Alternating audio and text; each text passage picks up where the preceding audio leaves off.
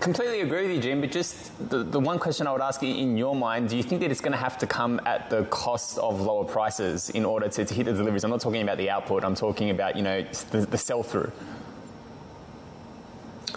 So prices have been adjusted, and they did show a rebound. This is back in the March quarter, a rebound in deliveries. And so I think that they are good now for some of the price adjustments. I don't think they need to further lower their prices to get to that 1.8 million.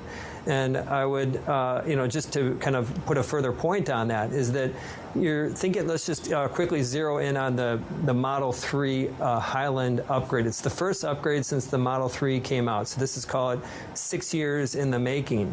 And this is about 40% of their total sales, their total vehicle volume. And so I think that that, to me, is usually evidence of a product that has some pent-up demand. It hasn't been updated for a long time. And I don't think that they're going to need to adjust price to capitalize on what I think is going to be some robust demand for this new Model 3. And so I think they'll comfortably get there. And ultimately, I think they'll exceed those numbers for the December quarter. What about the Cybertruck, Gene, and all the noise around that? Lots of noise around it. Just quickly framing this this is classic Tesla, where expectations are that this would have been out a long time ago. They said that it's going to be out this year. I don't know if that's going to be the case. Maybe just a few deliveries this year. But ultimately, this is a product that's got a massive backlog that's been rumored to be as high as 2 million. To put that into perspective, the best-selling car in the U.S., the Ford F-150, sells about 500,000 in the U.S. annually. The 2 million backlog. Even if that number is overstated by 3x, this still has massive backlog.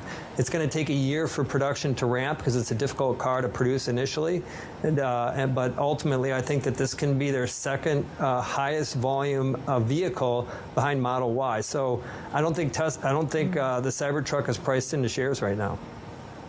And speaking of, Ford's already right now having their problems with the F-150 Lightning. They've suggested that it's due to the rebranding into the 24 model, so there's going to be a few delays there. And it begs the question, if Tesla doesn't really knock it out of the park now, considering the UAW strikes, considering all the problems that car makers around the world are having, that it's almost like I can't say it the way I was about to say it, but it's a show me moment, because even with the small marginal problem of the miss, they should really be able to knock it out of the park on the demand side, especially if you're not selling any Ford or GM EVs or anything else like that.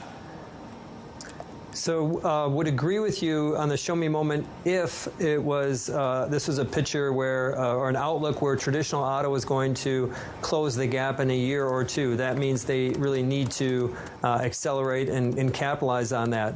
I think that they will achieve, they will make good on that show me moment, but I don't think it really comes down to the next 1 or 2 years.